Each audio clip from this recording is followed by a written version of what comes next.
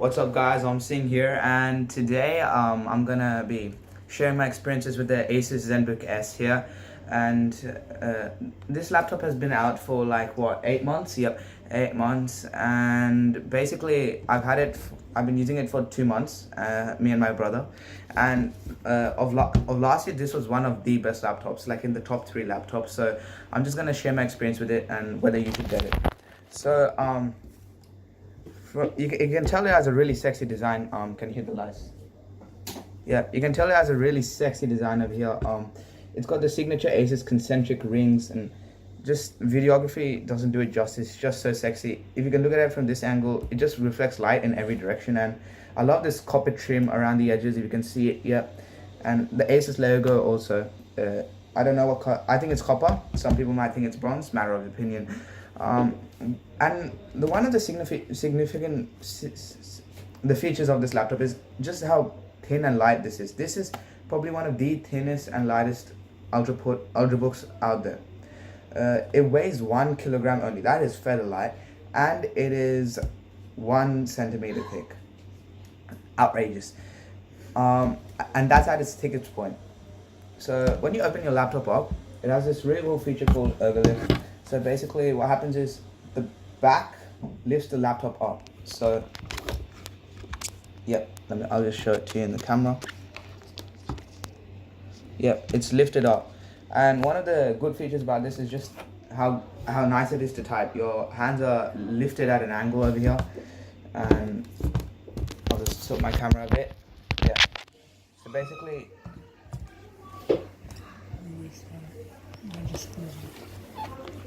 when you're typing, it's just your hands are lifted, and basically it's so nice to type. Your hands are elevated and just very ergonomical and very comfortable. And this keyboard is also really good. It's not it doesn't have butterfly switches, unlike the MacBook keyboards, which is really good. The butterfly switches, anything can get stuck in there, any problem can happen, and it costs a lot to repair also. These keyboards, it's just chiclet style, which is normal, but there's an ample amount of key travel, 1.2 millimeters, which is quite a lot really in such a thin and light form factor.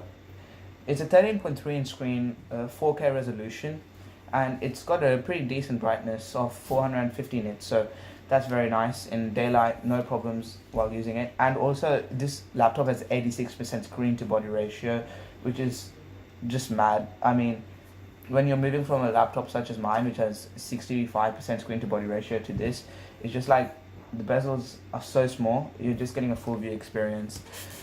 Like right here, if I turn it on right now, yeah. So like the bezels are ultra narrow. It's very nice.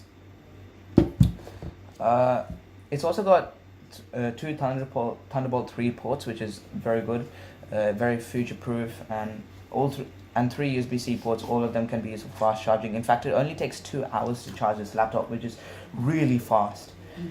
It's also got a fingerprint reader, and it's really fast over here also. So I'll just show it to you how fast it is. So that's pretty fast. Unfortunately for biometrics, it doesn't have Windows Hello, which is kind of a letdown considering that cheaper products such as Surface Go are getting that. But with the fingerprint reader, I'm pretty sure you'll be alright. The touchpad is really good, precision drivers as always. Asus has one of the best Windows touchpads out there. Not MacBook class, not Huawei MateBook class, but it's up there. Like after those few laptops, it's one of the best. Gaming on this laptop is alright. With Fortnite at medium settings, I'm able to get 30 frames per second, and that's pretty nice. I've been playing some games, and I haven't had that many drop frames and stuff. This laptop has an i7 8550U. The newer Amber Lake, or is it the newer Whiskey Lake chips? Yep, thanks. 8650U, I think they're called. It has a higher clock speed, but on such a thin and light form factor, it won't be able to make a huge difference. Sound quality is pretty good on this laptop. It doesn't get too loud, but like it just sounds really good. I'll just play a song. Actually, will I get copyrighted? Who cares if I get copyrighted? Let me just play a song. Alan Walker.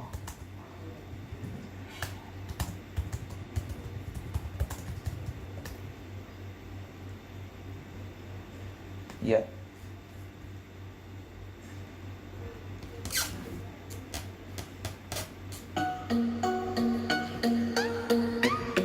It's tuned by Harman Kardon, so that's very nice.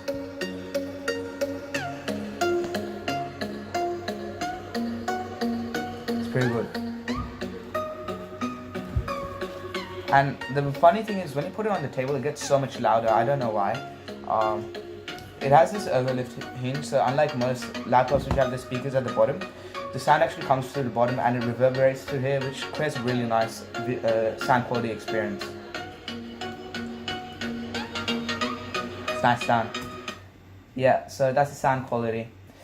The display, as I said, was very nice. And yeah, that's about the laptop. Performance is really good. 16 gigabytes of RAM, and it hasn't let me down at all. So one problem I have experienced is, although this is a really quiet laptop, one of the quietest out there, when you run some games, the fan kicks on a bit. There is this quiet fan option which bounces performance, but sometimes when I've got the quiet fan on, the laptop just lags and it just freezes for like a minute, and then I have to just restart everything. Another problem I've noticed with this laptop is that sometimes it says your laptop has to restart for some reason, some problem with your laptop, and I've had that 2 or 3 times in 2 months. For most people, they won't worry about this, but it hasn't happened on any of my other laptops. I don't know, it might just be a problem with my model, but I've got reviewed the unit I have over here. Windows 10 as normal, it's very good. I've got Windows 10 Pro on this. The only problem with this laptop is the price. This laptop costs $2,500. You can probably get it for $2,000 for the full HD model, which is what most people will be trying to get. So yeah, it costs $2,000, and with touchscreen also. Yeah, it's got touchscreen. MacBook, not good enough. So $2,000, that's so much. You can probably get a Dell XPS for $1,800, but those are all premium laptops. But when you go down to mid-range laptops such as the Dell Inspiron 13700, those are getting pretty slim and light as well. And they have a DDR4 RAM. This has DDR3. No huge difference though. But the point is that although this has like high read and write speeds, better SSD, Thunderbolt 3 ports, more. But the problem is that with the Dell Inspiron, like, you won't notice the difference in everyday tasks. And that laptop costs $1,500. And if you want, it's also convertible, which is just mind-boggling. Granted, it's not as good looking as this laptop, not as slim and light, not as small bezels. The trackpad is not nearly as good, and the speakers are just tinny at best. But like, you're getting the same performance, and if performance is what matters to you, then I would highly recommend a Dell Inspiron 13700 over this laptop, if you don't care about design and everything else. However, if you want a premium laptop, if you want the best keyboard in any laptop out there, apart from the Lenovo laptops, if you want like probably the best design on a laptop out there, if you want a really good display, gorgeous display, if you want a really bright display, if you want and if you want this overlift hinge, then this is the laptop to get. This laptop also doesn't get really warm when you're playing a lot of games and running a lot of tasks, but at this area, if you touch it, sometimes if you're like running Fortnite or PUBG, it just gets really hot for some reason. I don't know why. There are some drop frame rates sometimes, and the laptop cannot maintain turbos, the top clock speed of 4 GHz for a really long time. But I found that uploading videos from Instagram and stuff took very little time. So yeah, this is my 2-month Asus ZenBook S review. It's probably one of the best laptops to get out right now. Actually, sorry, it's $1,800. Okay, the price has been reduced, so you can get the 4K model for $1,800. Sorry, so the price is actually really good for this laptop right now. I would recommend it over any laptops coming out right now, because they're going to be about as slim, which means like the top speed will be around the same, and 90%, 85% screen to body ratio, there's not a huge difference.